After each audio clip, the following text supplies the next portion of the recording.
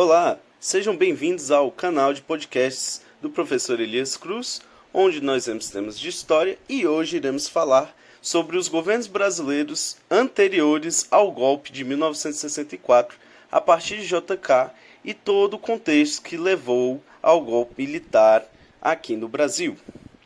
Depois de um período de instabilidade política gerada pelo suicídio de Vargas, Juscelino Kubitschek ele é eleito, mas com diversas forças conturbadoras tentando impedir a sua posse. Acaba que o exército ele encontrava-se dividido meses antes da posse de Getúlio Vargas. O ministro de guerra da época, o general Henrique Teixeira Lott, representava os oficiais legalistas e nacionalistas, enquanto o general Fiuza de Castro representava os antinacionalistas e favoráveis a um golpe que impedisse a posse dos eleitos. Nesse ambiente tenso, o general Lott assumiu a defesa da legalidade e conseguiu evitar o golpe contra a democracia. Em novembro de 1955, Lott ordenou que as tropas do exército ocupassem os principais prédios públicos, estações de rádio e jornais e neutralizassem as forças da Marinha e da Aeronáutica contrárias à legalidade. Carlos Luz foi deposto e fugiu com outros golpistas, como Carlos Lacerda, o coronel Bizarria Mamed, entre outros. No mesmo dia, o presidente do Senado, Nereu Ramos, assumiu a presidência da República, como rezava a Constituição. Com suas tropas nas ruas, Lott tinha garantido o cumprimento da lei e a posse de Juscelino e Jango, que tinha sido eleito vice-presidente. No poder, Juscelino Kubitschek logo demonstrou sua crença na democracia, suspendendo o estado de sítio e a censura à imprensa. Sua capacidade de administrar conflitos, dialogar com o Congresso e atender às diferentes demandas sociais dentro da legalidade colaborou para a estabilidade política, que marcou seu governo e lhe permitiu concluir o mandato. Com o slogan 50 anos em 5, JK elegeu-se presidente prometendo que faria o Brasil progredir 50 anos em 5, que no caso era o tempo de duração do mandato do presidente na época. Com essa promessa, transmitida num estilo original e arrojado, JK propagou uma onda de otimismo por todo o país. O ambicioso projeto fazia parte de seu plano de metas, que elegia 5 grandes áreas para receber investimentos públicos: energia, transporte, indústria, alimentação e educação. Nos anos JK, o Estado brasileiro continuou investindo na indústria pesada e na geração de energia de modo a possibilitar o avanço da industrialização. Mas, diferentemente do governo Vargas, o de JK acelerou a industrialização, liberando a entrada de capital estrangeiro no país. Atraídas por essas facilidades, grandes multinacionais do ramo de bens de consumo duráveis, como automóveis, televisores, fogões, geladeiras, instalaram fábricas no Brasil. Várias delas eram do ramo automobilístico. Essas e outras empresas montaram fábricas no ABC Paulista, fazendo com que a região passasse a concentrar grande número de operários. Outro grande feito do período de governo JK foi a criação da nova capital do Brasil, que constava no plano de metas, mas foi avaliada como uma ideia muito ousada em função dos poucos recursos internos e, por isso, duramente criticada pelos oposicionistas do governo. O projeto de Brasília ficou a cargo do urbanista Lúcio Costa e do arquiteto Oscar Niemeyer. Os trabalhadores que empreenderam a construção da cidade, conhecidos como candangos, vinham principalmente da região nordeste do Brasil. 30 mil operários trabalharam nas obras da nova capital, num período de aproximadamente 41 meses. Durante o governo de Juscelino Kubitschek, o crescimento da economia foi extraordinário, mas ao mesmo tempo ocorreu um aumento das dívidas externas e interna e também da inflação no país. Nos últimos anos do governo, o índice atual de inflação era de 30%, bem maior do que os 15% registrados no ano de sua eleição. O crescimento econômico nos anos JK não beneficiou igualmente todas as regiões brasileiras. As indústrias recém-criadas concentravam-se no Centro-Sul, o que aumentou ainda mais as diferenças socioeconômicas entre as regiões do país. No campo, parte dos proprietários negou-se a investir em tecnologia e intensificou a exploração de seus trabalhadores. Outra parte introduziu a mecanização na agricultura, gerando uma diminuição do emprego. O desemprego no campo e a crescente industrialização do Centro-Sul levaram milhões de brasileiros a deixar sua terra natal, em busca de uma vida melhor em São Paulo, Rio de Janeiro e Minas Gerais. Esses migrantes eram em sua maioria nordestinos. Para São Paulo também vieram muitos mineiros. No final do governo JK, começou a corrida para a sucessão presidencial. Com um discurso autoritário e moralista e uma personalidade carismática, Jânio Quadros corria por fora. Para chamar a atenção dos eleitores, compareceu aos comícios com uma roupa amarrotada, cabelo despenteado e sanduíches de mortadela nos bolsos. Para ganhar votos, prometia um português rebuscado, que ia varrer a corrupção tão logo fosse eleito. A vassoura era, por isso, o símbolo de sua campanha. Jânio Quadros venceu as eleições presidenciais de 1960, com 48% dos votos. A vice-presidência, no entanto, coube a João Goulart, que foi reeleito e era adversário político de Jânio e aliado de JK. É que nessa época era possível votar no candidato de uma chapa para presidente e no de outra para vice. O governo brasileiro passava às mãos da dupla conhecida na época como Janjão. Desde o início do seu governo, Jânio se mostrou autoritário, adotando a política dos bilhetinhos. Em pequenos pedaços de papel, dava ordens aos seus ministros e funcionários, transformando-os em meros executores de sua vontade pessoal. Dizia que, com isso, estava combatendo a ineficiência do setor público. Seu autoritarismo se manifestava também na relação tensa que mantinha com o Congresso, a quem ele se referia como um clube de ociosos. Enquanto algumas questões decisivas esperavam por solução, Jânio ocupava-se com questões menores, incompatíveis com o cargo de presidente da República. Por meio de decretos, proibiu as brigas de galo em todo o território nacional, o funcionamento dos jockeys clubes nos dias úteis e o uso de lança-perfume nos bailes carnavalescos e o uso de biquíni nas praias. Essa devassa na administração pública desmantelava o clientelismo urbano e atingia muitas pessoas nomeadas ou favorecidas pela aliança PSD-PTB da época, partidos com a maioria do Congresso, o que prejudicou ainda mais o relacionamento de Jânio Quadros com o Congresso e contribuiu para o seu isolamento político. Em 1961, Jânio assumiu o poder com a disposição de conter a inflação e os gastos do governo. Para isso, cortou seus subsídios ao trigo e ao petróleo e todos os seus derivados, provocando uma elevação de 100% nos preços do pão, das massas e da gasolina, congelando salários e cortando regalias de funcionários públicos. Com essas medidas amargas e impopulares, o governo de Jânio ganhou a confiança do FMI, o Fundo Monetário Internacional.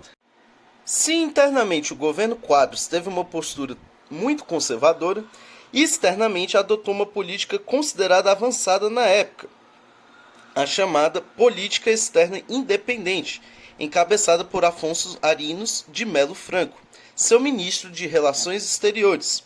Em função dessa política, o governo Quadros manteve um discurso crítico em relação aos Estados Unidos, afirmou a independência do Brasil em relação à disputa entre Estados Unidos e União Soviética, tudo isso em meio ao contexto da Guerra Fria, entabulou conversações para reatar relações diplomáticas com a União Soviética rompidas por Dutra e condenou o bloqueio econômico dos Estados Unidos a Cuba, solidarizando-se com os movimentos de Angola e Moçambique, dirigindo duras críticas ao apartheid sul-africano. Expressando seu apoio à autodeterminação do povo de Cuba, que na época já optara pelo socialismo, em 19 de agosto de 1961, o presidente Jânio Quadros condecorou o ministro cubano Ernesto Che Guevara com a Ordem do Cruzeiro do Sul, medalha que simbolizava a mais alta honraria da nação brasileira e que simboliza também isso até hoje. As homenagens a Che desencadearam uma forte reação dos meios conservadores do Exército, entre oficiais pró-Estados Unidos e civis liderados por Carlos Lacerda, o mesmo que foi pivô no suicídio de Getúlio Vargas, que passaram a acusar o presidente de pactuar com os comunistas e de agir como um ditador. A reação de Jânio Quadros surpreendeu a nação. Ele renunciou à presidência da República. Os historiadores interpretam a renúncia de Jânio como uma tentativa de golpe político. Jânio apostava que os militares impediriam a posse de Goulart, o vice-presidente, e, com isso, ele seria reconduzido ao poder nos braços do povo. Governaria então como um ditador, sem ter que dar nenhuma satisfação aos partidos ou à sociedade civil.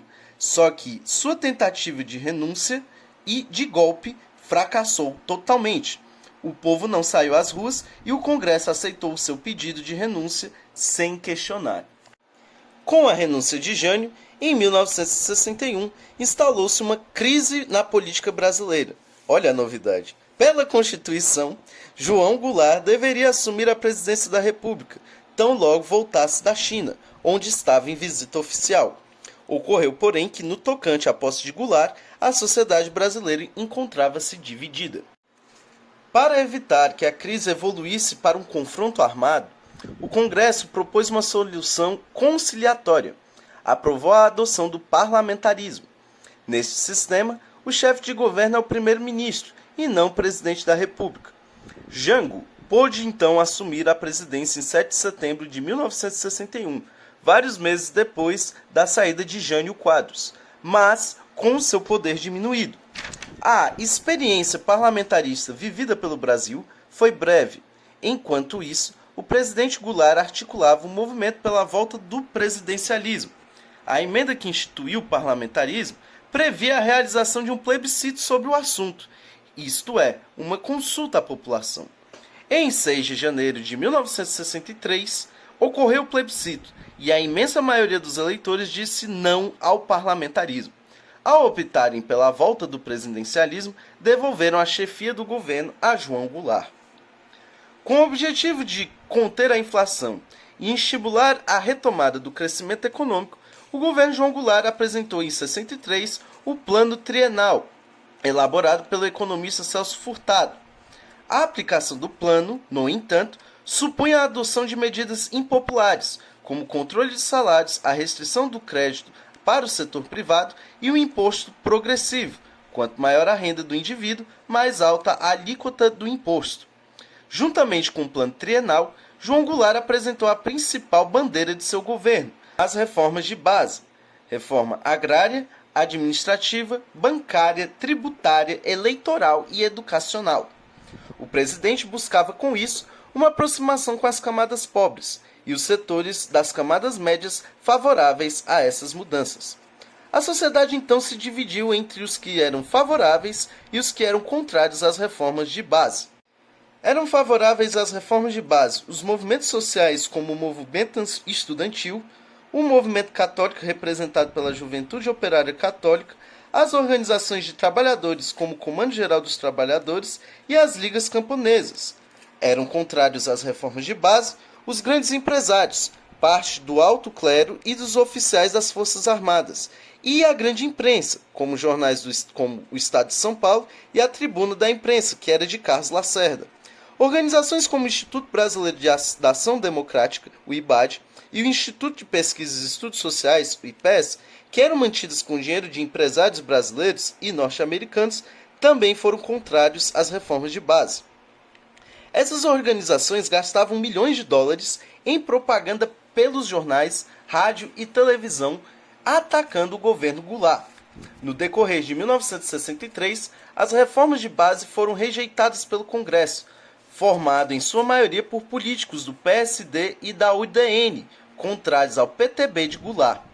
Diante disso, o presidente optou por uma aproximação cada vez maior com as camadas populares, organizando e liderando comícios pelas reformas. O maior deles foi organizado em frente à Estação Ferroviária Central do Brasil, no Rio de Janeiro, em 13 de março de 1964.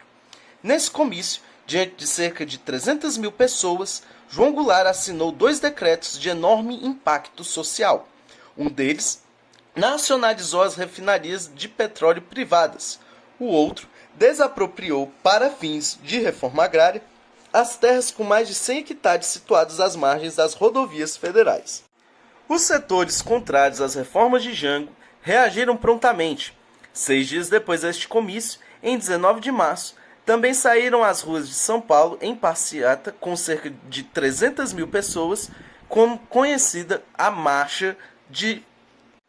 ficou conhecida a Marcha da Família com Deus pela Liberdade. A passeata contou com a participação do alto clero católico, de associações empresariais como a Fiesp e do governo de São Paulo. Os manifestantes pediam a derrubada do presidente. Entre os adversários do governo Goulart, haviam 3 grupos principais: os políticos ligados à UDN, tendo à frente os governadores Carlos Lacerda, Magalhães Pinto e Adhemar Barros, militares favoráveis ao alinhamento com os Estados Unidos e preocupados com a quebra da hierarquia nas Forças Armadas. Também estavam envolvidos empresários brasileiros e norte-americanos, representados por organizações como o IBAD e o IPES. A crise econômica e a radicalização político-ideológica levavam ao isolamento do presidente e facilitavam a ação desses grupos. O pretexto para o golpe veio no final de março de 1964, quando marinheiros sublevados receberam o apoio dos fuzileiros navais que tinham sido enviados para reprimi-los. Os militares da alta patente esperavam que a rebeldia fosse punida.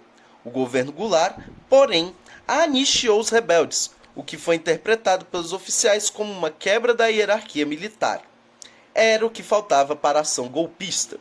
Em 31 de março, o general Olímpio Mourão Filho ordenou que suas tropas marchassem de Minas Gerais para o Rio de Janeiro. No dia seguinte, recebeu o apoio do general Amaury Cruel, comandante do 2º Exército de São Paulo, e dos governadores de Minas, Guanabara e São Paulo. Temendo um banho de sangue, Jango não resistiu e seguiu para o Rio Grande do Sul. Os Estados Unidos também apoiaram o golpe e haviam preparado até uma operação militar para entrar em ação em caso de resistência, a Operação Brother Sun. Dias depois, os militares assumiam o poder, alegando que salvavam o país do poder sindical subversivo e fora da lei, e do comunismo. Era o fim da experiência democrática que tinha se iniciado em 1945.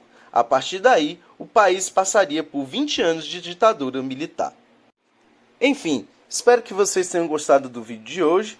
Assinem o canal, curtam, comentem e compartilhem com seus amigos, com seus professores e com todos aqueles que curtem história. Valeu!